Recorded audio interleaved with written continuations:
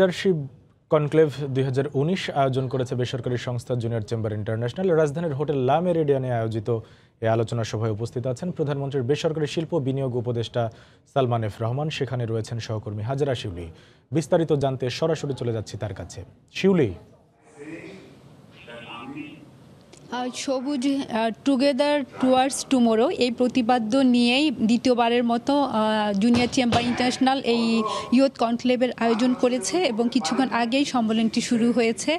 এবং আপনি দেখতে পাচ্ছেন এই সম্মেলনের উদ্দেশ্য হলো যে তরুণদের জন্য একটি প্ল্যাটফর্ম তৈরি করা, যেখানে তারা তাদের অভিজ্ঞতা বিনিময়ের মাধ্যমে দেশকে যেমন এগিয়ে নেবে, তেমনি তারা নিজেরা স্ব ক্ষেত্রে প্রতিষ্ঠিত হবে।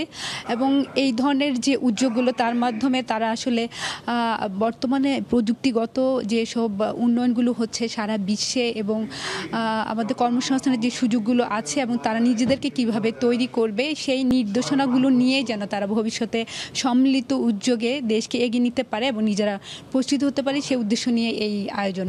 এবং এখানে প্রধান অতিথি হিসেবে আছেন প্রধানমন্ত্রীর বেসরকারি শিল্প বিনিয়োগ বিষয়ক উপদেষ্টা সালমান এফ রহমান, এছাড়া ব্যবসায়ীদের শীর্ষ সংগঠন FBCCI vice president Fazle Fahim সহ দেশের বিভিন্ন প্রান্ত থেকে তরুণরা এই সম্মেলনে অংশ নিয়েছে। এবং তারা আসলে এই সম্মেলন এই যে উদ্বোধনী সেশন, এর পাশাপাশি 3টি বিষয়ভিত্তিক সেশন পরিচালিত হবে, যার মাধ্যমে আসলে তরুণ নেতৃত্ব তৈরি করা এবং তাদের দক্ষতা বৃদ্ধি করা এবং প্রযুক্তিগত যে উন্নয়নগুলো হচ্ছে সেই বিষয়গুলো তাদের সামনে তুলে আনা, যেন তারা তাদের নিজেদেরকে প্রস্তুত করতে পারে। আপনারা জানেন যে বাংলাদেশে এখন জনমিতি যে লভ্যাংশ এবং যে কর্মক্ষম যে জনগোষ্ঠী, সেই সুযোগ সুবিধার এক ভালো দ্বার প্রান্তে আছে এবং আমাদের প্রায় 68% মানুষই কিন্তু কর্মক্ষম। এর মধ্যে তরুণদের সংখ্যা এক উল্লেখযোগ্য অংশ।